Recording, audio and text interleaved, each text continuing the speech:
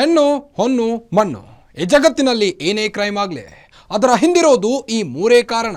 ಅಪರಾಧ ಮಾಡುವಾಗ ಪಾಪಿಗಳ ಮನಸ್ಸಲ್ಲಿ ದುರಾಸೆ, ಮೋಹ, ಆಕ್ರೋಶ, ಕಾಮ ಹೀಗೆ ಏನಿರುತ್ತೋ ಏನೋ ಆಗಬಾರ್ದು ಆಗಿ ಸಿಕ್ಕಿಬಿದ್ದ ಮೇಲೆ ಪ್ರತಿಯೊಬ್ಬ ಅಪರಾಧಿಗೂ ಅನ್ನಿಸೋದು ಮನಸ್ಸಿನಲ್ಲಿ ಕಾಡೋ ಮೊದಲ ಮತ್ತು ಕೊನೆಯ ಪ್ರಶ್ನೆ ಒಂದೇ, ಇದೆಲ್ಲ ಬೇಕಿತ್ತಾ?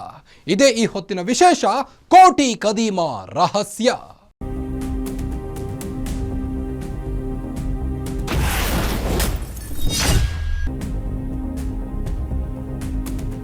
ಕರ್ನಾಟಕ, ಗೋವಾ, ಮಹಾರಾಷ್ಟ್ರ ಗಡಿಯ ಚೋರ್ಲಾ ಘಾಟ್ನಲ್ಲಿ ಕೋಟಿ ಹೊತ್ತೊಯ್ಯುತ್ತಿದ್ದ ಕಂಟೈನರ್ಗಳು ನಾಪತ್ತೆಯಾಗಿದ್ವು.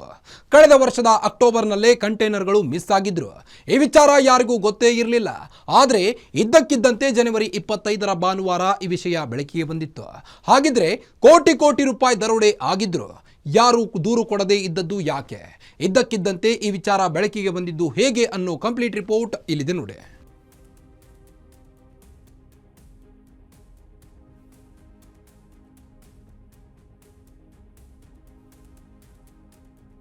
ಒಂದೂವರೆ ದಶಕದ ಹಿಂದೆ ತಲಾ ಅಜಿತ್ ನಟನೆಯ ಮನ್ ಕಥಾ ಚಿತ್ರದಲ್ಲಿ 500 ಕೋಟಿ ರೂಪಾಯಿ ಹವಾಲಾ ಹಣ ದರೋಡೆ ವಿಷಯವನ್ನ ಇಟ್ಟುಕೊಂಡು ಸಿನಿಮಾ ಮಾಡಲಾಗಿತ್ತು. ಅದೊಂದು ಊಹಾತ್ಮಕ ಕಥೆಯಾಗಿತ್ತು. ಆದರೆ ಈಗ ಈ ಚಿತ್ರವನ್ನೇ ಹೋಲುವಂತ ಘಟನೆ ನಡೆದು ಹೋಗಿದೆ. ಹವಾಲಾ ಹಣವನ್ನ ಸಾಗಿಸುತ್ತಿದ್ದ ಕಂಟೈನರ್ಗಳನ್ನೇ ಕದಿಯೋ ಮೂಲಕ ದೇಶದಲ್ಲೇ ದೊಡ್ಡ ದರೋಡೆ ಪ್ರಕರಣಕ್ಕೆ ಕರ್ನಾಟಕ, ಗೋವಾ, ಮಹಾರಾಷ್ಟ್ರ ಗಡಿಯಲ್ಲಿರೋ ಚೋರ್ಲಾ ಘಾಟ್ ಸಾಕ್ಷಿಯಾಗಿದೆ. ಸುಮಾರು 400 ಕೋಟಿ ರೂಪಾಯಿ ಹೊತ್ತಿದ್ದ ಕಂಟೈನರ್ಗಳನ್ನೇ ದರೋಡೆಕೋರರು ಕಳ್ಳತನ ಮಾಡಿದ್ದಾರೆ.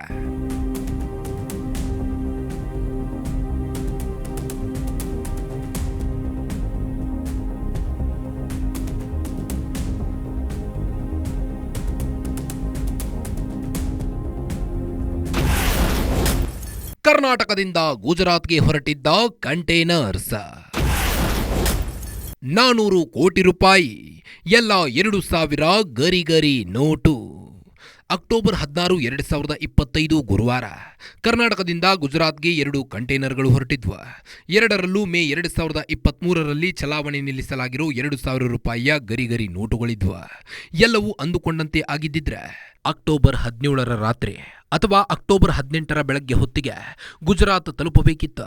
ಆದರೆ ಆ ಕಂಟೈನರ್ಗಳು ಗುಜರಾತ್ ತಲುಪಲೇ ಇಲ್ಲ. ಸಿನಿಮೆಯ ರೀತಿಯಲ್ಲಿ ಆ ಕಂಟೈನರ್ಗಳನ್ನ ದರೋಡೆಕೋರರು ಟಾರ್ಗೆಟ್ ಮಾಡಿದ್ರು. ಮಾರ್ಗ ಮಧ್ಯದಲ್ಲಿಯೇ ಕಂಟೈನರ್ಗಳನ್ನ ದರೋಡೆಕೋರರು ಕದ್ದಿದ್ರು.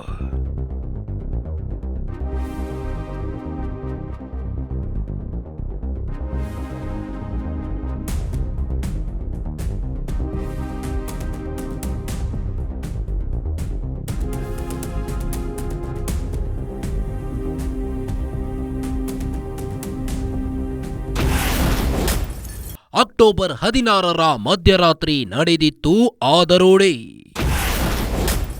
3 ತಿಂಗಳ ಬಳಿಕ ಮಹಾ ದರೋಡೆಯ ವಿಚಾರ ಬೆಳಕಿಗೆ. ಕರ್ನಾಟಕದಿಂದ 2000 ರೂಪಾಯಿ ಗರಿ ನೋಟುಗಳನ್ನು ಹೊತ್ತುಕೊಂಡು ಹೊರಟಿದ್ದಂಥ ಕಂಟೈನರ್ಗಳು ಬೆಳಗಾವಿ ಜಿಲ್ಲೆಯ ಖಾನಾಪುರ ತಾಲೂಕಿನ ಚೋರ್ಲಾ ಘಾಟ್ ತಲುಪಿದ್ವು. ಕರ್ನಾಟಕ, ಮಹಾರಾಷ್ಟ್ರ, ಗೋವಾ ಗಡಿಯಲ್ಲಿರೋ ಚೋರ್ಲಾ ಘಾಟ್ನಲ್ಲಿ ಮೊಬೈಲ್ ನೆಟ್ವರ್ಕ್ ಸಿಗಲ್ಲ. ದರೋಡೆಕೋರರಿಗೆ ಈ ವಿಚಾರ ಗೊತ್ತಿತ್ತು. ಅಕ್ಟೋಬರ್ 16ರ ರಾತ್ರಿ ಆ ಕಂಟೈನರ್ಗಳು ಚೋರ್ಲಾ ಘಾಟ್ ತಲುಪುತ್ತಿದ್ದಂತೆ ಕಂಟೈನರ್ಗಳನ್ನ ಕದಿಯಲಾಗಿತ್ತು. ಕಂಟೈನರ್ಗಳನ್ನ ಕದ್ದು ಅದರಲ್ಲಿದ್ದ 400 ಕೋಟಿ ರೂಪಾಯಿ ಹಣವನ್ನ ದರೋಡೆ ಮಾಡಿದ್ರು. ಆದರೆ ಈ ವಿಚಾರ 3 ತಿಂಗಳವರೆಗೆ ಯಾರಿಗೂ ಗೊತ್ತೇ ಇರಲಿಲ್ಲ.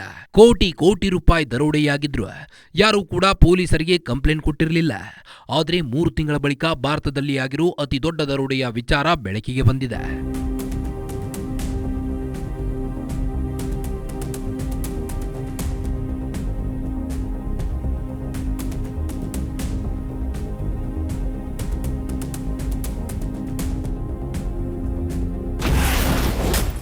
ಜನವರಿ 9 ನಾಸಿಕ್ ಪೊಲೀಸರಿಗೆ ದೂರು ಸಲ್ಲಿಕೆ. ಅಪಹರಣದ ಬೆನ್ನತ್ತಿ ಹೋದಾಗ ದರೋಡೆ ಬಯಲು. ಜನವರಿ 9ರಂದು ನಾಸಿಕ್ ಪೊಲೀಸರಿಗೆ ಸಂದೀಪ್ ಪಾಟೀಲ್ ಅನ್ನೋ ವ್ಯಕ್ತಿ ದೂರು ನೀಡಿದ್ದ. ವಿರಾಟ್ ಗಾಂಧಿ, ಜಯೇಶ್ ಕದಂ ಅನ್ನೋ ವ್ಯಕ್ತಿಗಳ ಕಡೆಯವರು ನನ್ನನ್ನ ಅಕ್ಟೋಬರ್ 22, 2025ರಂದು ಕಿಡ್ನಾಪ್ ಮಾಡಿದ್ರು. ಸುಮಾರು 1.5 ತಿಂಗಳು ನನ್ನನ್ನ ಅಕ್ರಮ ಬಂಧನದಲ್ಲಿಟ್ಟುಕೊಂಡು ಮಾನಸಿಕ ಮತ್ತು ದೈಹಿಕ ಕಿರುಕುಳ ನೀಡಿದ್ದಾರೆ. ಅವರಿಂದ ನಾನು ಹೇಗೋ ತಪ್ಪಿಸಿಕೊಂಡು ಬಂದಿದ್ದೆ. ಅವರಿಂದ ತಪ್ಪಿಸಿಕೊಂಡು ಬಂದ ಬಳಿಕ ಪೊಲೀಸರಿಗೆ ದೂರು ನೀಡದಂತೆ ಬೆದರಿಕೆ ಕರೆಗಳನ್ನ ಮಾಡ್ತಿದ್ದಾರೆ. ಹೀಗಾಗಿ ಅವರ ವಿರುದ್ಧ ಕ್ರಮ ಕೈಗೊಳ್ಳಬೇಕು ಅಂತ ಪೊಲೀಸರಿಗೆ ದೂರು ನೀಡಿದ್ದ. ಪೊಲೀಸರು ಅಪಹರಣ ಪ್ರಕರಣ ದಾಖಲಿಸಿಕೊಂಡು ತನಿಖೆಯನ್ನ ಕೈಗೊಂಡಿದ್ರು.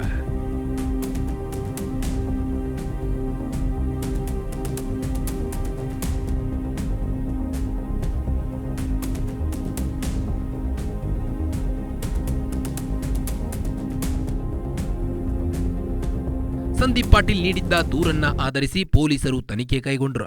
ಸಂದೀಪ್ ಪಾಟೀಲ್ ದೂರು ನೀಡಿದಾಗ ಆತನನ್ನ ಕಿಡ್ನಾಪ್ ಮಾಡಿದ್ದೇಕೆ ಅನ್ನೋ ವಿಚಾರ ತಿಳಿಸಿರಲಿಲ್ಲ. ಪೊಲೀಸರು ಕೂಡ ಆ ಕುರಿತು ಹೆಚ್ಚಾಗಿ ಗಮನವಹಿಸಿರಲಿಲ್ಲ. ಆದರೆ ಸಂದೀಪ್ ಪಾಟೀಲ್ ಕಿಡ್ನಾಪ್ ಮಾಡೋಕೆ ಕಾರಣವೇನು ಅನ್ನೋ ವಿಚಾರದ ಕುರಿತು ಪೊಲೀಸರು ತನಿಖೆ ಕೈಗೊಂಡಿದ್ರು. ಸಂದೀಪ್ ಪಾಟೀಲ್ ನೀಡಿದ ದೂರಿನ ವಿಚಾರಣೆ ನಡೆಸಿದಾಗ ರಣರೋಚಕ ವಿಚಾರ ಬೆಳಕಿಗೆ ಬಂದಿತ್ತು. ಆತನ ಅಪಹರಣದ ಹಿಂದೆ 400 ಕೋಟಿ ರೂಪಾಯಿ ಮೌಲ್ಯದ 2,000 ರೂಪಾಯಿಯ ಗರಿಗರಿ ನೋಟುಗಳನ್ನು ಹೊತ್ತಿದ್ದ 2 ಕಂಟೈನರ್ಗಳು ಮಿಸ್ ಆಗಿರೋ ಮಾಹಿತಿ ಸಿಕ್ಕಿತ್ತು. ಇಷ್ಟು ದೊಡ್ಡ ಮೊತ್ತದ ಹಣ ಕಳುವಾಗಿದ್ರು ಯಾರು ದೂರು ನೀಡದೆ ಇರೋದು ಪೊಲೀಸರಿಗೆ ಅಚ್ಚರಿ ತರಿಸಿತ್ತು.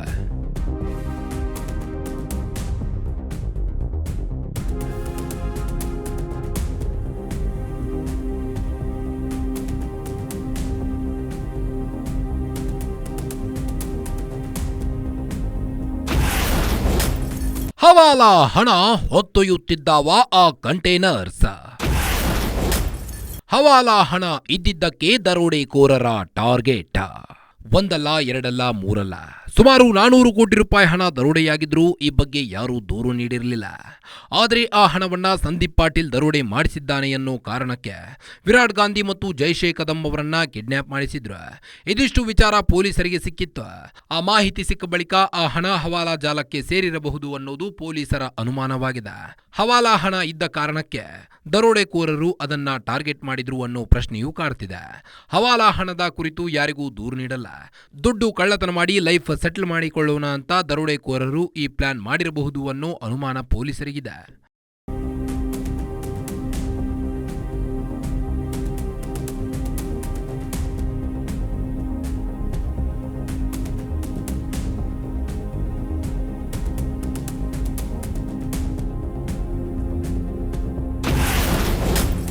ನಿಜವಾಗಿಯೂ 400 ಕೋಟಿ ದರೋಡೆ ಆಗಿದೆಯಾ?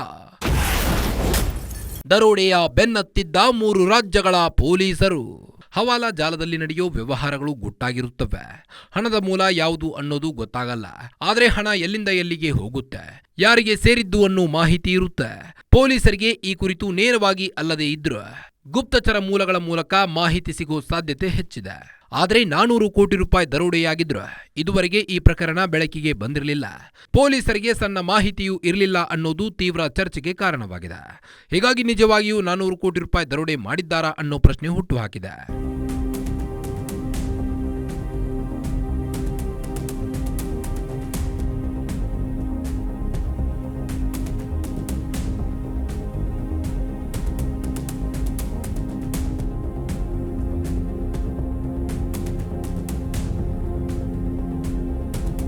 ಸಂದೀಪ್ ಪಾಟೀಲ್ ಅನ್ನೋ ವ್ಯಕ್ತಿ ನೀಡಿದ ದೂರಿನ ಆಧಾರದಲ್ಲಿ ಈಗ 6 ಜನರನ್ನ ನಾಸಿಕ್ ಪೊಲೀಸರು ಬಂಧಿಸಿದ್ದಾರೆ. ಬಂಧಿತರನ್ನ ಜೈಷೆ ಕದಂ, ವಿಶಾಲ್ ನಾಯ್ಡು, ಸುನಿಲ್ ದುಮಲ್, ವಿರಾಟ್ ಗಾಂಧಿ, ಜನಾರ್ದನ್ ದೈಂಗುಡೆ ಹಾಗೂ ಸೈಯದ್ ಅಜರ್ ಅಂತ ಗುರುತಿಸಲಾಗಿದೆ. ಕರ್ನಾಟಕ, ಮಹಾರಾಷ್ಟ್ರ, ಗೋವಾ ಗಡಿಯಲ್ಲಿ ದರೋಡೆ ನಡೆದಿರೋ ಕಾರಣ 3 ರಾಜ್ಯಗಳ ಪೊಲೀಸರು ದರೋಡೆ ಪ್ರಕರಣದ ಬೆನ್ನತ್ತಿದ್ದಾರೆ. ನಾಸಿಕ್ ಪೊಲೀಸರು 6 ಜನರನ್ನ ಬಂಧಿಸಿದ ಬಳಿಕ ಕರ್ನಾಟಕ ಮತ್ತು ಗೋವಾ ಪೊಲೀಸರ ಜೊತೆ ಮಾಹಿತಿ ಹಂಚಿಕೊಂಡಿದ್ದಾರೆ. 3 ರಾಜ್ಯಗಳ ಪೊಲೀಸರು ತನಿಖೆ ಕೈಗೊಂಡಿದ್ದು ನಿಜವಾಗಿಯೂ 400 ಕೋಟಿ ರೂಪಾಯಿ ದರೋಡೆ ಆಗಿದೆಯಾ ಅನ್ನೋ ಕುರಿತು ವಿಚಾರಣೆ ನಡೆಸುತ್ತಿದ್ದಾರೆ.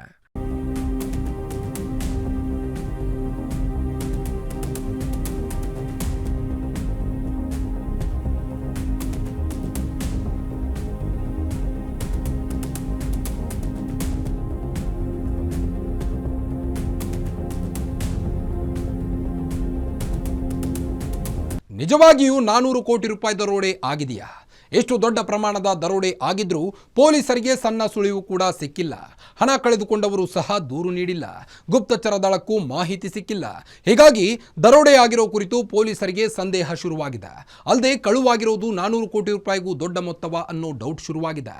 ಅದರ ಕಂಪ್ಲೀಟ್ ರಿಪೋರ್ಟ್ ಇಲ್ಲಿದೆ ನೋಡಿ.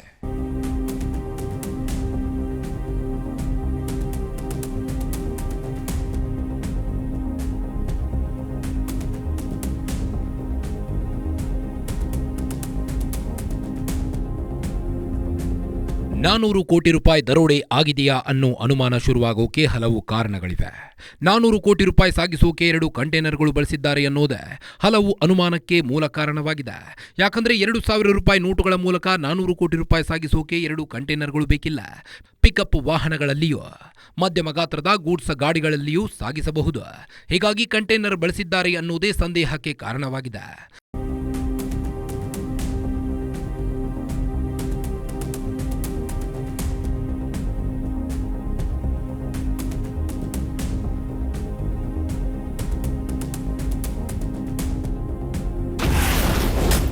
ಮಿಸ್ಸಿಂಗ್ ಕಂಟೈನರ್ಗಳ ಕುರಿತು ಶುರು ಅನುಮಾನ.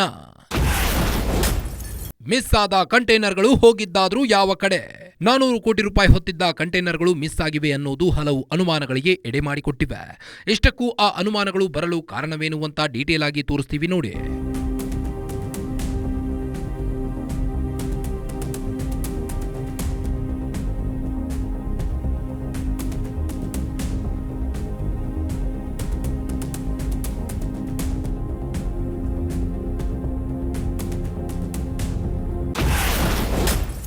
ಅನುಮಾನಕ್ಕೆ ಕಾರಣವೇನು?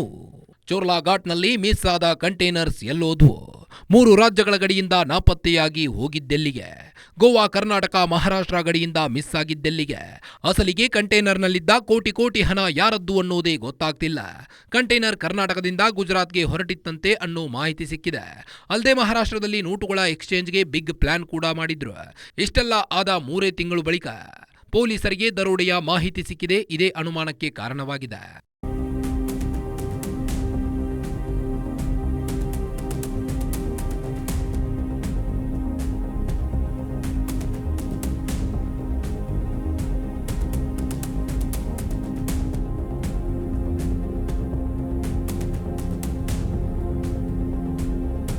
ಇಷ್ಟೇ ಅಲ್ಲ, 2,000 ರೂಪಾಯಿ ಮೌಲ್ಯದ ಒಂದು ಬಂಡಲ್ 2 ಮೊಬೈಲ್ಗಿಂತ ದೊಡ್ಡದಿರಲ್ಲ. ಒಂದು ಬಂಡಲ್ನಲ್ಲಿ 2 ಲಕ್ಷ ರೂಪಾಯಿ ಇರುತ್ತೆ. 10 ಬಂಡಲ್ ಅಂದರೆ 20 ಲಕ್ಷ ರೂಪಾಯಿ. 100 ಬಂಡಲ್ ಆದರೆ 2 ಕೋಟಿ ರೂಪಾಯಿ. 1,000 ಬಂಡಲ್ ಆದರೆ 200 ಕೋಟಿ ರೂಪಾಯಿ. 2,000 ಬಂಡಲ್ಗೆ 400 ಕೋಟಿ ರೂಪಾಯಿ ಆಗುತ್ತೆ. ಒಂದು ಡೈನಿಂಗ್ ಟೇಬಲ್ ಎತ್ತರಕ್ಕೆ 400 ಕೋಟಿ ರೂಪಾಯಿ ಜೋಡಿಸಬಹುದು. ಹೀಗಾಗಿ ಅದನ್ನು ಸಾಗಿಸೋಕೆ 2 ಕಂಟೈನರ್ ಬೇಕಾ ಅನ್ನೋದೇ ಹಲವು ಅನುಮಾನಕ್ಕೆ ಮೂಲ ಕಾರಣವಾಗಿದೆ.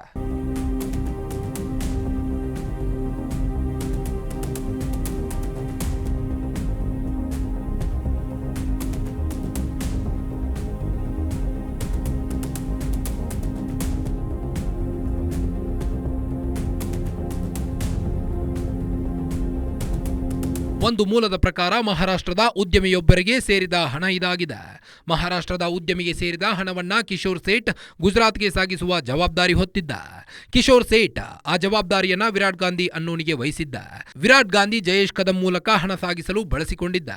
ಜಯೇಶ್ ಕದಂ ಮೊದಲೇ ಮಾಡಿದ್ದ ಪ್ಲಾನ್ನಂತೆ ಹಣವನ್ನ ಕರ್ನಾಟಕದಿಂದ ಗುಜರಾತ್ಗೆ ಸಾಗಿಸುತ್ತಿದ್ದ. ಆದರೆ ಬೆಳಗಾವಿಯ ಚೋರ್ಲಾ ಘಾಟ್ ಬಳಿ ಹಣವನ್ನ ಕದಿಯಲಾಗಿದೆ ಅನ್ನೋ ಕಾರಣಕ್ಕೆ ಜಯೇಶ್ ಕದಂ ಸಂದೀಪ್ ಪಾಟೀಲ್ ಅಪಹರಣ ಮಾಡಿ ಕಿರುಕುಳ ನೀಡಿದ್ದಾನೆ ಎಂದು ಆರೋಪ ಕೇಳಿ ಬಂದಿದ್ದು 3 ರಾಜ್ಯಗಳ ಪೊಲೀಸರು ಈ ಕುರಿತು ವಿಚಾರಣೆ ನಡೆಸುತ್ತಿದ್ದಾರೆ.